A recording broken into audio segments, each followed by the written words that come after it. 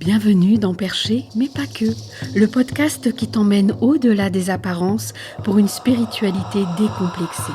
Je suis Elisabeth Alma, mentor spirituel et business, et après une carrière dans l'immobilier et la finance, j'ai vécu des expériences extrasensorielles qui ont transformé ma vision du monde. Aujourd'hui, je te révèle cette expansion et ensemble nous allons explorer une spiritualité sans tabou, ancrée et assumée qui transcende les clichés. Nous découvrirons comment propulser tes projets vers des sommets extraordinaires et nous célébrerons la puissance féminine et la force de la sororité. Percher mais pas que, c'est le rendez-vous pour vibrer plus haut, entreprendre avec du sens et transformer ta réalité. Alors installe-toi et prépare-toi à vibrer.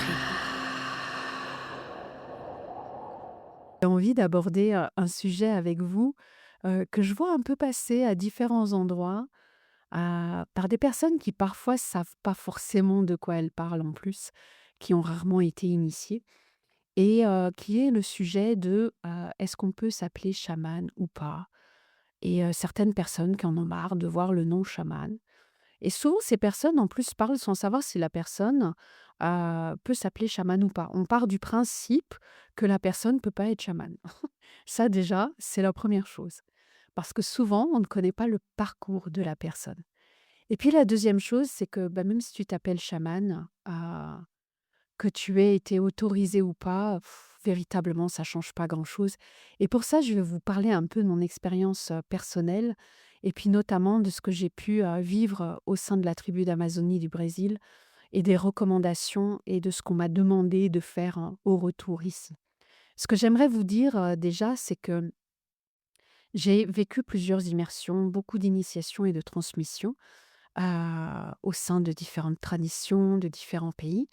Notamment, j'ai commencé par du chamanisme celtique où j'ai reçu des initiations, très puissantes, où j'ai été, sacrée chamane, si on peut le dire comme ça, en chamanisme celtique. Et je suis ensuite, j'ai eu envie d'aller m'ouvrir à d'autres traditions, d'explorer, de comprendre, de voir comment ça m'impactait moi dans mes énergies, mes vibrations, dans mes pratiques. Et j'ai été initiée de nouveau en chamanisme sibérien par une chamane de Sibérie. J'ai voyagé en Russie et j'ai reçu toutes ces belles transmissions. J'ai également pratiqué avec des chamans népalais où j'ai fait des passations d'esprit, où j'ai été reconnue, où j'ai été initiée également auprès d'eux, pour lesquels j'ai beaucoup de gratitude. J'ai travaillé avec différents guérisseurs à Bali, au Népal, en Europe, au Japon, en Amérique latine, dans lesquels, dans ces endroits-là où j'ai reçu beaucoup au niveau de pratiques et des transmissions également. Et puis, je fais partie d'une lignée qui est la lignée de la vérité, avec des enseignements, que j'ai reçus, en Inde, et qui, m'ont montré, un certain fil conducteur de ma médecine, qui est d'ouvrir des voies et de connecter à la vérité divine de chacun, à la vérité originelle et donc, à ce qu'on est réellement venu faire derrière les masques.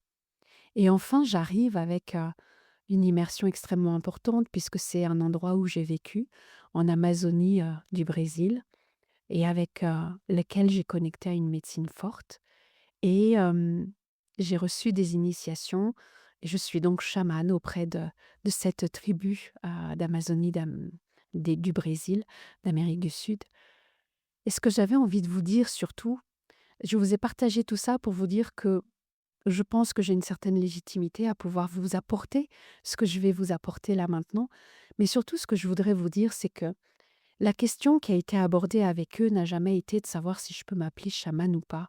J'ai envie de vous dire qu'ils n'en ont pas grand-chose à faire, que ce qui est le plus important pour eux aujourd'hui, c'est que on ouvre des voies, que l'on éveille les consciences, que l'on éveille l'humanité parce qu'ils ne peuvent pas gérer à eux seuls l'énergie de la Terre, l'éveil de conscience de la Terre. Ils ne peuvent pas tenir seuls, ils demandent à être aidés et il est temps, lorsqu'on voit aujourd'hui l'évolution de la Terre et du monde, il est temps d'être plus nombreux à ouvrir ces voies, à ouvrir des lignées.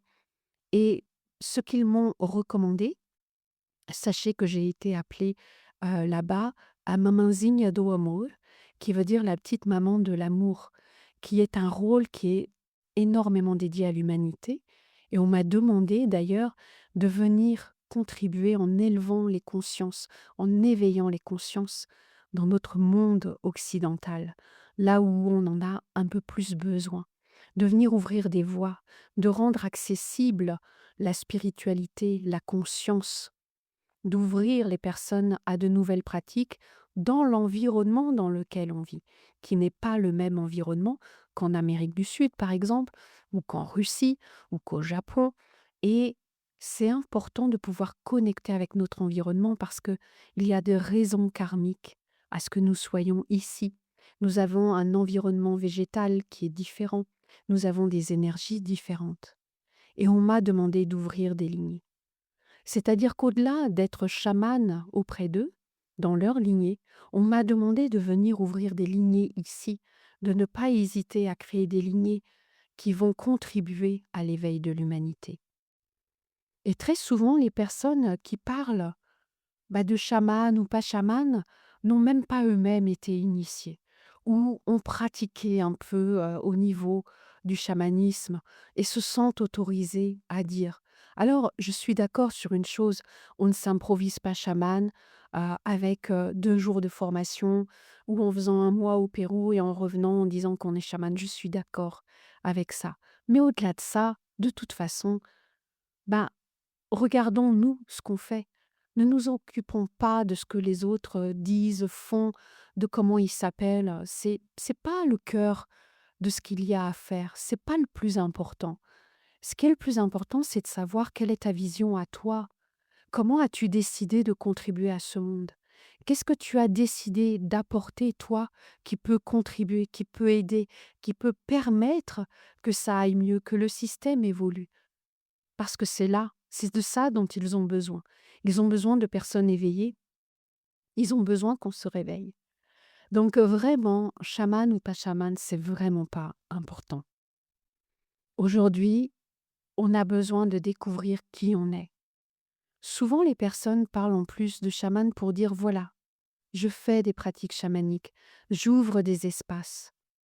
Et on a tout à fait la possibilité de créer des nouvelles lignées, de connecter et de canaliser des pratiques.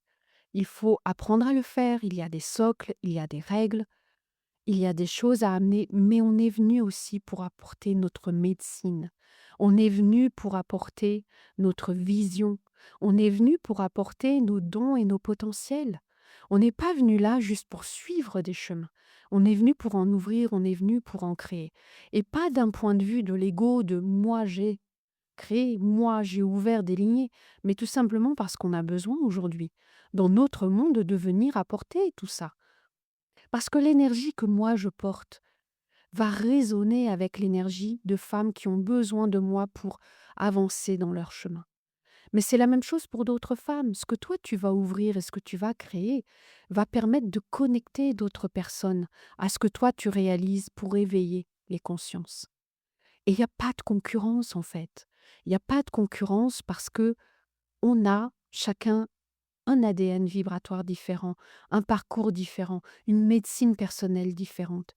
Et aujourd'hui, tu es venu pour incarner ton identité. Tu es venu pour incarner ton identité divine et ce que tu es venu apporter.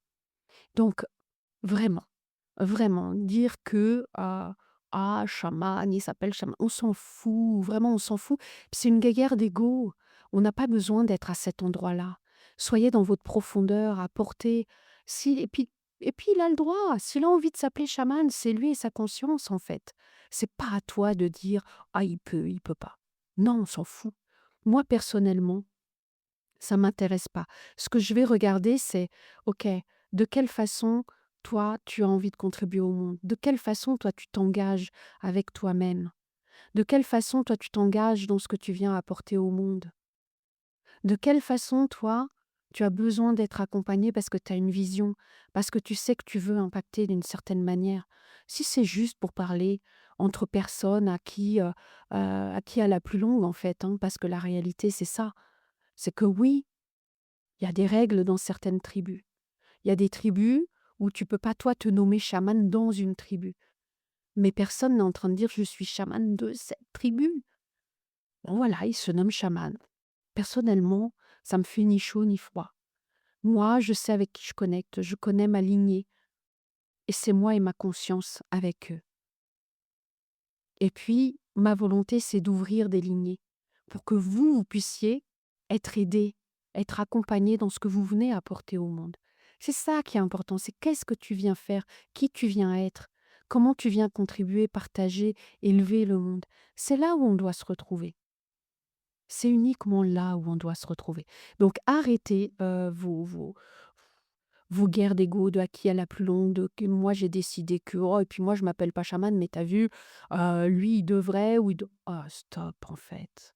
Occupez-vous de vos fesses, de votre chemin, de ce que vous avez à réaliser. Je pense que c'est là où ça doit se passer. Vraiment.